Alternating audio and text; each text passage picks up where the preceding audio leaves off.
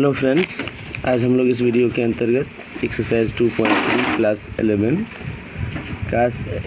11 के अंतर्गत ये क्वेश्चन नंबर एक्सरसाइज 2.3 का क्वेश्चन नंबर 1 को हम लोग देखते हैं, जिसमें लिखा है निम्नलिखित संबंधों में से कौन से फलन है, कारण का उल्लेख कीजिए। यदि संबंध एक फलन है तो उसका परिसर भी ज्ञात कीजिए।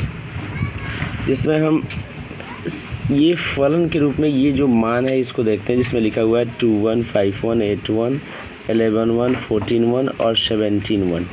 तो यहाँ पर ये जो है फलन इसको कहा जा सकता है, अर्थात ये फलन है क्योंकि क्रमित युग्मों का पहला घटक जो है बराबर नहीं है। यहाँ क्रमशः आता है दो क्रमित युग्मों का पहला घटक, और चूँकि परिसर की बात है तो परिसर के तौर पे हम देख सकते हैं। तो चूँकि जितने भी मान है इस फलन में, ये जो क्रमित युग्म का जो सेकेंड कोऑर्डिनेट है उसमें सिर्फ 1 है, अर्थात परिसर क्या होगा तो 1 होगा। फिर ये तो क्वेश्चन नंबर 1 था। क्वेश्चन नंबर 2 को देखते हैं, जिसमें लिखा हुआ है 2, 1, 4, 2, 6, 3, 8, 4, 10, 5, 12, 6 और 14, 7। यहाँ देखा जा सकता है कि इसमें भी दो क्रमित युग्मों का पहला घटक समान नहीं है, अर्थात इसको भी हम कह सकते हैं कि फलन है क्योंकि दो क्रमित युग्मों का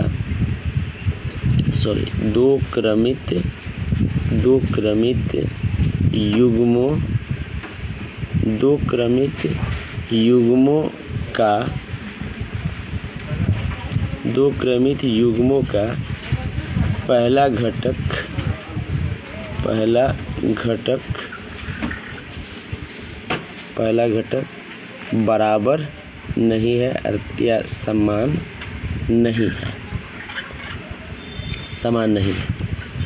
यहाँ हम अगर परिसर के तौर पे देखते हैं इस सवाल के अंतर्गत, तो परिसर बराबर कितना आता है इस चीज़ को हम लोग देखते हैं। जिसमें देखा जा सकता है कि वैल्यू स्तर पे हम देख सकते हैं इसमें आया है कितना, तो 1, 2, 3, 4, 5, 6 और 7, अर्थात इसमें सेकंड कोऑर्डिनेट के रूप में जो भी होता है उसको परिसर के रूप में हम जानते हैं। फिर इसके बाद क्वेश्चन नंबर 3 को देखते हैं। क्वेश्चन नंबर 3 के अंतर्गत दिया हुआ है कि 131525। तो चूँकि यह जो है फलन नहीं है, ये फलन नहीं है क्योंकि इसमें दो क्रमित युग्मों का पहला घटक समान है, अर्थात 1 और 1 3 और 1 5, अर्थात पहला घटक बराबर है। तो दो क्रमित युग्मों का पहला घटक समान है, अर्थात इसको हम कह सकते हैं ये फलन नहीं है। इसके बाद अगले प्रश्न के अंतर्गत देखते हैं, जिसमें लिखा हुआ है निम्नलिखित वास्तविक फलनों के प्रांत एवं परिसर ज्ञात कीजिए। जिसमें पहला सवाल है f(x) = -x और दूसरा है f(x) = √9 - x²। तो हम पहले प्रश्न के अंतर्गत देखते हैं कि f(x) - mod of x, अर्थात ये mod of x है, अर्थात f(x) > 0 सभी के लिए है, सभी x is the proper subset r के लिए है। अर्थात f का अगर हम प्रांत अगर निकालते हैं तो f का प्रांत कितना होता है तो r ही होता है, और परिसर के तौर पे y such that y elements r, इसको समुच्चय निर्माण विधि में लिखने पड़ता है, और y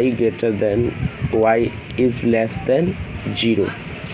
चूँकि y इज़ लेस देन 0 यहाँ, तो y जो है 0 से छोटा है, अर्थात यहाँ जो इसका परिसर होगा वह ओपन इन्फिनिटी और 0 जो है क्लोज्ड होगा, अर्थात ये अनंत की तरफ, माइनस अनंत की तरफ जो है ये बढ़ सकता है, बल्कि जीरो के पास जाकर ये क्लोज हो जाता है। अर्थात इसको हम लोग लिखते हैं माइनस इन्फिनिटी, ये माइनस, ये ओपन माइनस फिनिटी और जीरो क्लोज्ड होता है।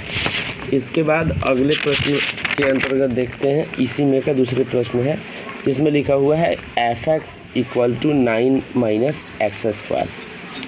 तो इस प्रश्न को हम देख सकते हैं f(x) चूँकि परिभाषित है जब 9 - √9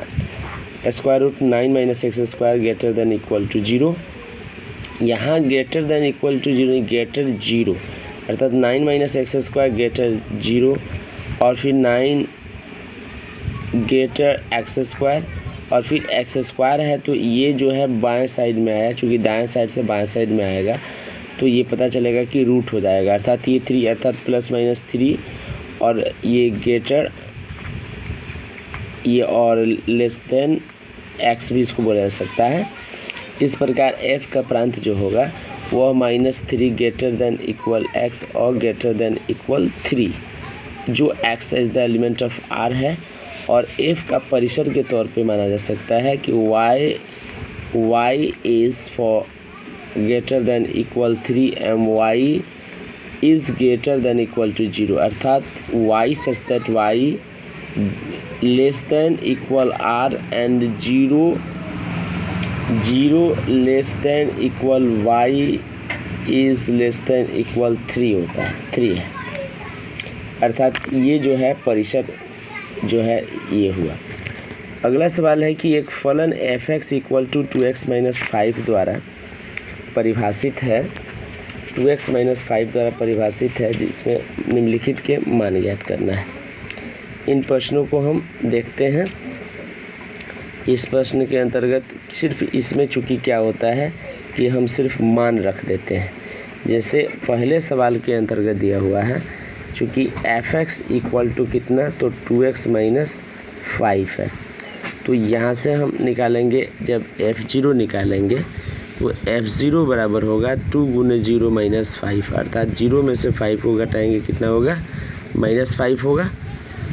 और फिर इसमें इसी प्रकार से बारी बारी से अनदर जो भी वैल्यू है उसको भी पुट किया जा सकता है, जैसे लिखा हुआ है f7 लिखा हुआ है, तो f7 = होगा क्या, तो 2 × 7 और माइनस कितना, तो 5, अर्थात ये कितना होगा, तो ये 2 × 7 = 14 और -5, अर्थात ये कितना होगा, 9 होगा। फिर इसके बाद तीसरे नंबर प्रश्न को हम लोग देखेंगे। तीसरे नंबर सवाल के अंतर्गत दिया हुआ है f-3, तो इसमें भी लिखेंगे 2 × -3 और -5, अर्थात ये दोनों माइनस में आ जाता है, -6 -5, अर्थात ये -11 हो जाता है। फिर अगले प्रश्न के अंतर्गत देखते हैं जिसमें लिखा हुआ है कि फलन T सेल्सियस तापमान का,